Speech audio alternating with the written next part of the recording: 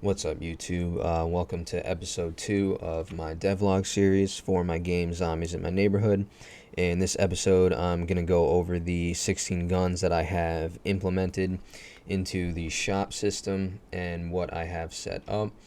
Alright, so let's get into it.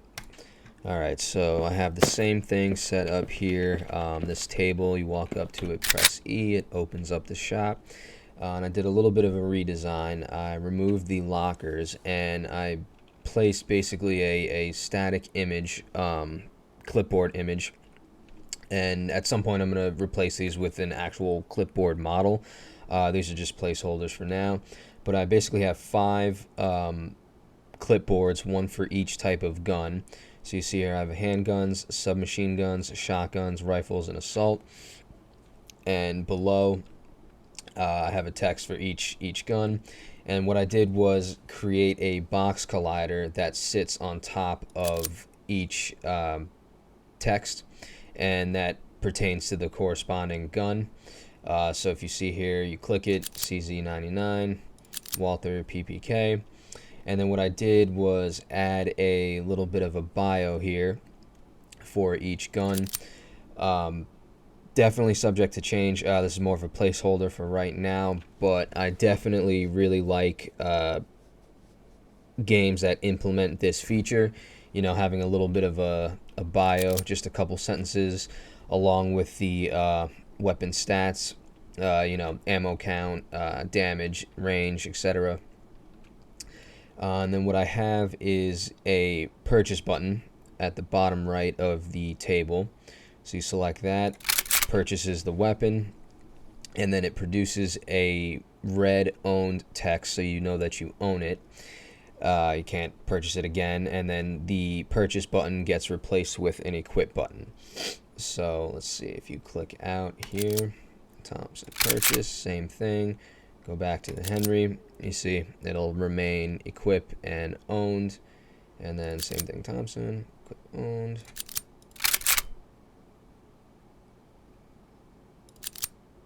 Perfect.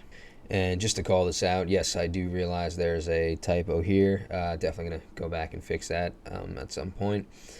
And then as far as the gun rotation goes, what I did was create an empty game object, and I made an animation for it that just gives it a constant 360 degree turn. And then I made all of the weapons children of that game object. And that gives them a constant turn. So if you look in the inspector here, you have gun rotate. That's where the animation plays, and then all the weapons underneath that. Alright, so the first script we will take a look at is going to be the gun select script that lives on the box colliders. So let me pull this up here. Gun select script. So right away you can see at the very top we have a bunch of game objects that we need to grab, and this is what is going to produce each gun, each purchase button, each own button when the corresponding box collider is selected. And the way I achieve this is through tags. So let me go back here. So if you see I'm on the Walther PPK box collider, you can see at the top here I added a tag for it, PPK select, HK UMP select, Thompson select, and so on and so forth. So let me go back to the script here. So I have the, let's see, gun text that's going to be for the bios. Purchase button, equip button. This is going to be used again when the weapon is purchased. It gets switched to the equip button, and then gun own text again gets produced when the weapon is purchased. So if you scroll down, I have a public void on mouse over method, and then and basically that's anything inside that happens when you have your mouse over the object that is using the script. So inside this method, I wrote an if statement that reads input.get mouse button down 0, which states if the left mouse button is pressed, we perform an action. So inside this if statement, this is where I wrote all of the tags out. So inside here, I have if transform.tag equals ppk select. So if the object pressed has this tag, we want all of this to happen. So you can see here I have Walther ppk.set active, which is the gun. So we're going to set the ppk gun active, and then underneath that we make sure everything else is false, so no other gun is going to show. And then under that we have Walther text.set active. That's going to be for the gun bio, so we want to set that active. And then same thing, make sure all of the other bios are false. Alright, and then here I have the gun owned text, which everything is set to false, because even if something is purchased, we don't want that owned text to show if another weapon is selected.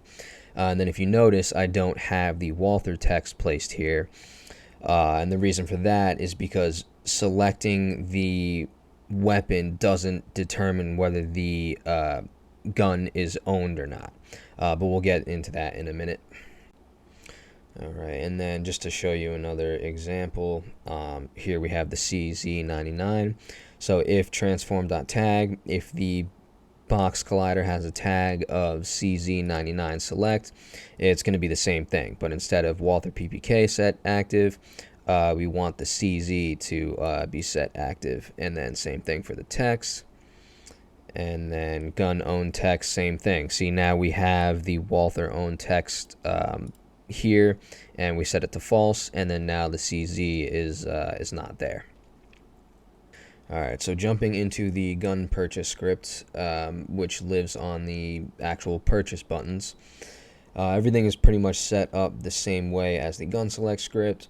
So at the top here we have a whole bunch of game objects. These are going to be the actual gun models that get spawned in your possession when the weapon is purchased. And then below that we have the gun hold locations. So when spawning an object, you have to define where it's going to be spawned. So here, instead of a game object, we have a transform, which basically just grabs the position of a game object. And so here we have public transform Walther hold, public transform CZ hold, and so on. So let me just jump in here real quick and show you exactly where that is. So if we scroll down to our player, open up the hierarchy. So we have this object here, gun holders, and then I have primary and secondary. Open that up, and you'll see. And what I like to do is, I know it's a little bit more tedious, but I like to create a game object for each gun. That way you can move it around without it affecting the placement of all the other guns. So if you open up the primary here, you see I have Ithaca hold, AA hold, UMP hold, and all the way down. So now, you know, basically what I mean is, let's say I purchased this gun, right, the UMP. I close out the shop, and I don't like the way I'm holding the gun. You know, maybe it's rotated a little bit off, it's not center. I can realign that and position that where I want without it affecting anything else. So that's, you know, just how I like to do it. Alright, so if we jump back into the gun purchase script, underneath the transforms we have the equip buttons, which again will be set active when the weapon is purchased, and then same thing for the own buttons. Now if we scroll down, again we have another public void on mouse over method, and then same thing, an if statement that reads if input.get mouse button down 0, And inside that, this is where the actual gun purchase will happen. So if the transform.tag equals a Walther PB, all right, let me just briefly show you what that looks like. So here we have the Walther purchase button, and you see the tag has a Walther PB purchase button. All right, so if transform.tag equals Walther PB, we're going to create a copy of that Walther prefab. So we have variable copy equals instantiate game object, and then this is where we define what and where. So the Walther prefab, that's the gun model, and then Walther hold, which again is the transform here, Walther hold. Dot transform dot position, so the position of it, and then Walther hold dot transform dot rotation, the rotation of it, and then copy dot transform dot set parent. So what this does here is sets this copy as a child of the Walther hold. So let's just run that briefly so I can show you. Game. Alright, so let's see. I'm going to purchase the Walther. Alright. Now, if we go down here in the hierarchy, go to player. Let's see, secondary. Perfect. So we have the Walther hold. If we open that up, you see that there is a clone of that prefab underneath the Walther hold. Perfect. All right, so now underneath that, I have a few lines of code written. I have GameObject.setActive false. What that's going to do is turn off the game object that is using this script. So in this case, the specific purchase button.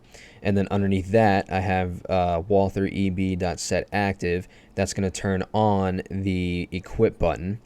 And then Walther, and then same thing for the Walther owned text. It's going to set that active as well. And just to give you a couple more examples, if you scroll down, here we have the same thing for the Glock.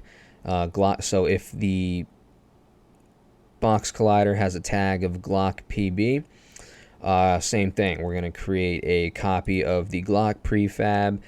We're going to spawn it onto the player and set it as a child of the Glock hold object. And then same thing under here, we're going to turn off that purchase button, turn on the Glock equip button, and turn on the Glock owned text. So in order to make the active and inactive objects stick, in other words, when you purchase the Glock, the owned and equip button are set active. When you click out of the gun onto another, or just closing the shop, when you go back to the Glock, you want to keep the owned and equip button active, right? You don't want it to reset back to purchase. I created a separate script called gun bool, and basically it just holds a bunch of bools, which are true or false statements that are going to dictate what items or what objects are set active. Alright, so if we take a look at the gun bool script, pretty simple here. At the top we have bools for if the weapon is purchased. So public bool, Walther purchased, CZ purchased, and all the way down. And then gun equipped bool, same thing, but for if the gun is equipped. And you'll see in a second, this is so the system prevents you from purchasing multiple weapons or equipping the same gun multiple times. And then down here within the start method, I just have everything defined as false. Because at the start of the game, nothing is purchased, nothing is equipped. So if we jump back into the gun purchase, you'll see within each tag statement, the corresponding bool is set to true when the weapon is purchased. So inside here we have if the tag is Walther PB, we reference the gun bool script, and then we say the Walther purchase bool gets turned to true, and then the Walther equipped bool gets turned to true as well.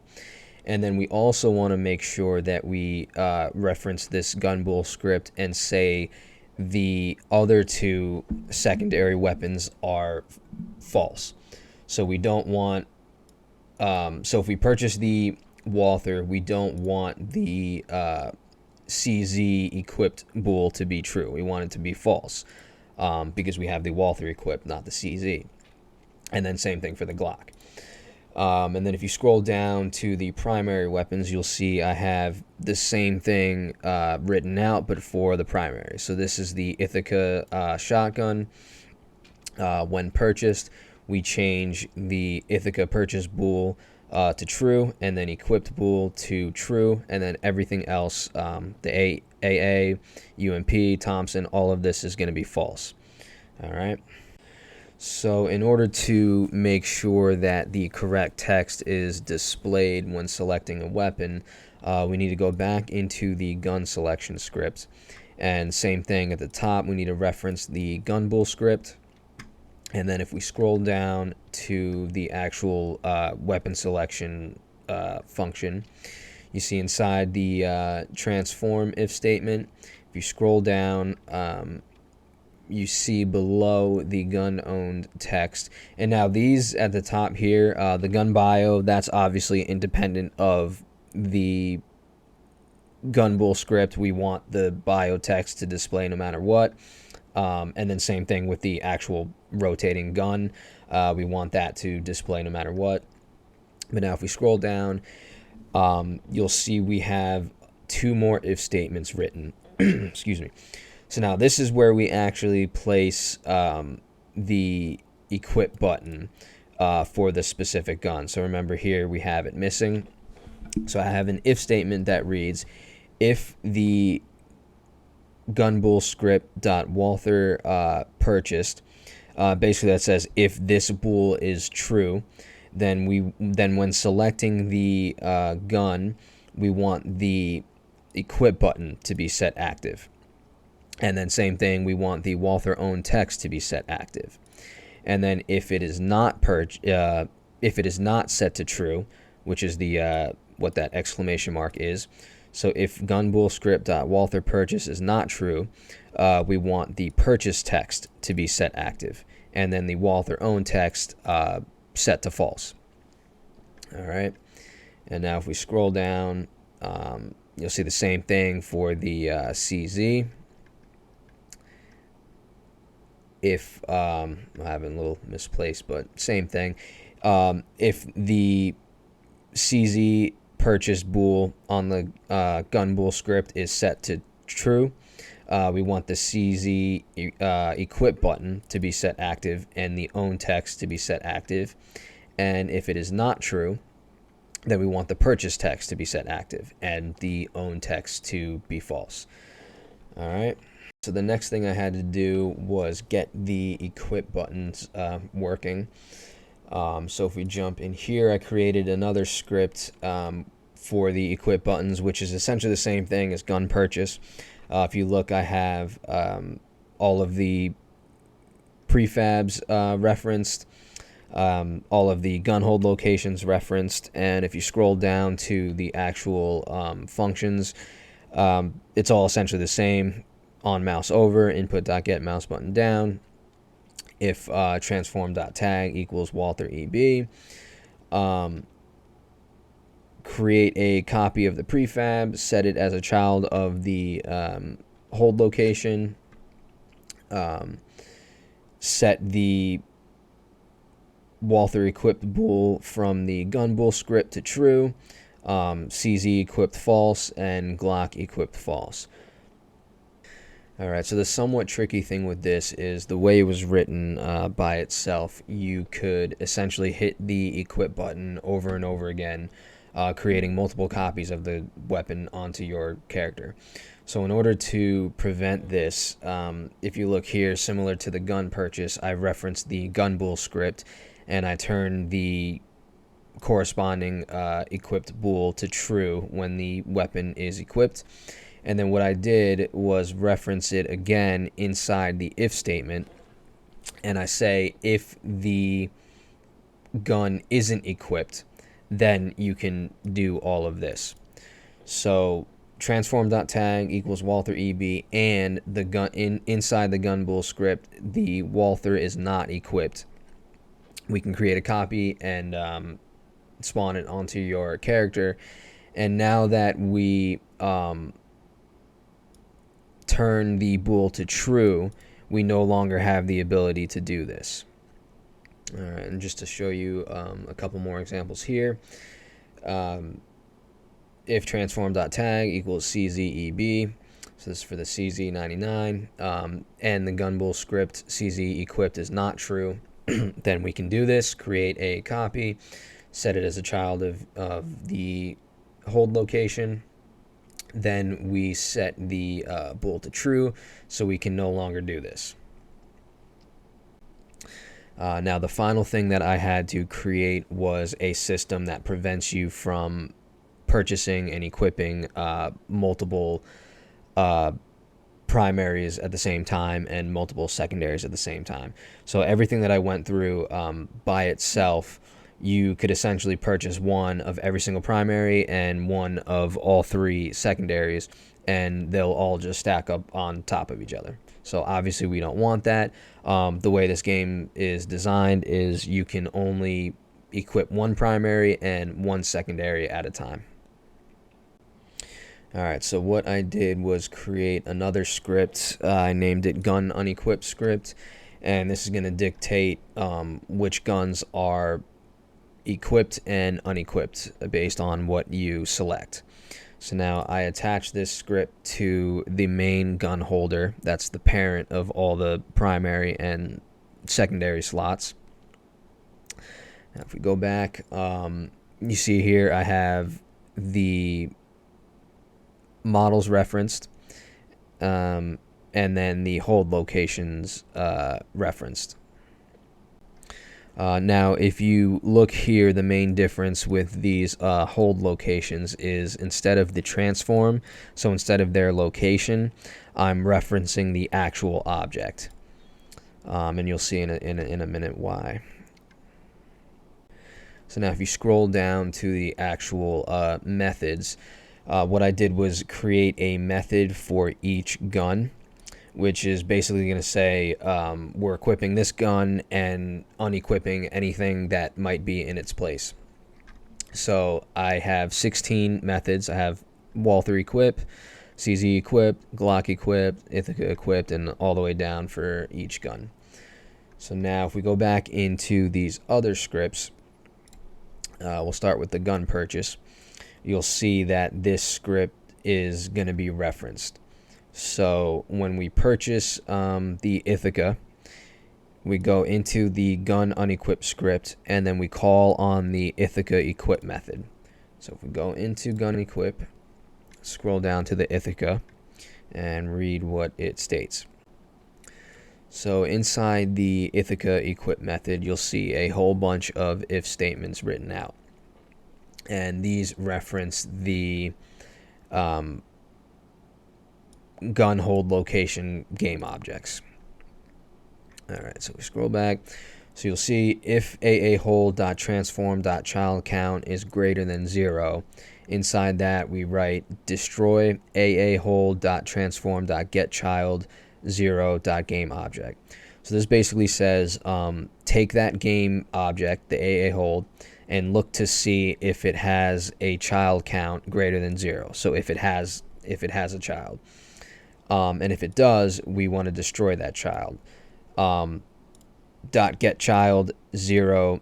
This basically grabs the immediate child. So in this case, there's only going to be one, so it's okay to write it that way, and then destroy it. And then same thing for the UMP hold, same thing for the Thompson hold. So basically, each time you purchase a gun, it's going to go through all of the gun hold locations and check to see if it has a gun there already. And if it does, we destroy it and replace it with the gun that we purchased and equipped. And just another side note with this, you'll see with the primary guns, I only do this with the primary guns because, again, the primary and secondary are completely separate. If we had written, so if you go back up here, so we have the Glock, that's secondary. You'll see I only write it out for the Walther and the CZ, right? If we combined everything, basically what would happen is, let's say we purchase or equip this Glock, it's going to go through the primary weapons as well. And if any of the primary hold locations have a gun, it's going to delete it. Obviously, we don't want that. So we keep those separate. You'll see here, CZ equip, same thing. Check the Glock location, check the Walther location. If there's an object there, destroy it. All right, and just to briefly show you inside the gun equip script, we have the same thing. We reference that gun unequip script, and we call the corresponding method. Alright, so let me just briefly show you how this looks. So if we go back into the game, we have the Ithaca stakeout purchase, exit shop. See, I'm holding that.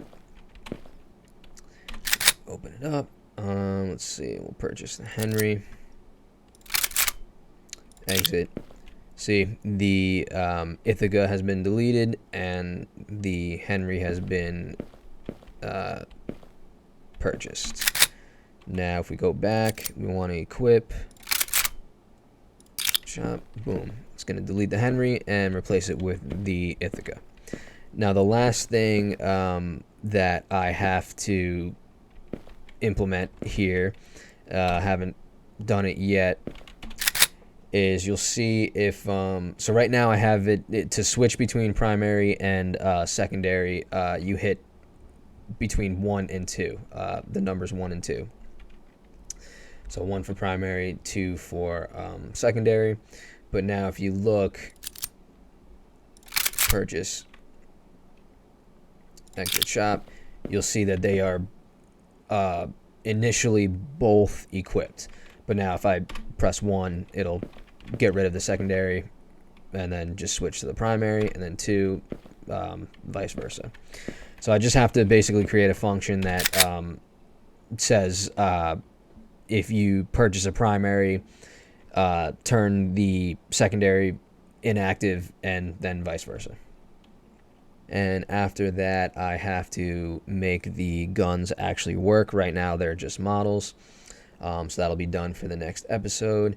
And then the other thing I'm going to work on for the next episode is I decided to make, or I want to make these 2 tables shop systems.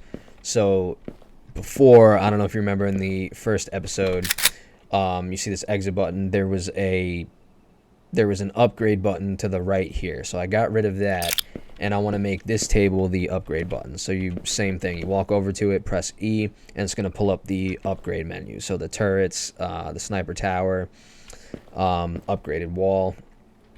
And then on top of that, I'm looking to add a flamethrower defense system. I think that would be pretty cool to have. So that's going to be all done for the next video. Alright, and one last thing I wanted to show for this video regarding the actual wall. Initially, I had one big wall that ran all the way across, but there was no real way to get past its collider. I think what I did was I had a box collider that covered maybe like 80% of it, and then I had one small spot to the right that I could just walk through. Obviously, that's not a good system. Many issues came with that. So what I did was I created a prefab of 2 walls that join in the middle, and then I created an open and close animation. So closed, obviously, they're joined together, and then I have a script that calls on that animation when I hit Q, and it plays the open animation, and that opens them up. And the colliders are attached to each separate wall, so that it just moves with the actual object, and then I can freely walk through it and close it.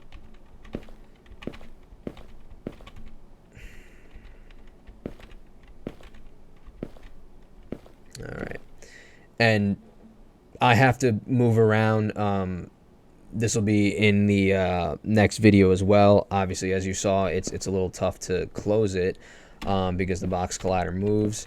So I have to mess with that a little bit and figure out the placement of it so that it's super easy to open and close when I move. Let's see. Yeah, see, it's... But that will be for the next video. Alright, and that's a wrap for episode 2 of my devlog. Hope you enjoyed the video. Maybe you learned a thing or two. At the very least, I hope that this helped get your creative juices flowing. And stay tuned for more. Thank you.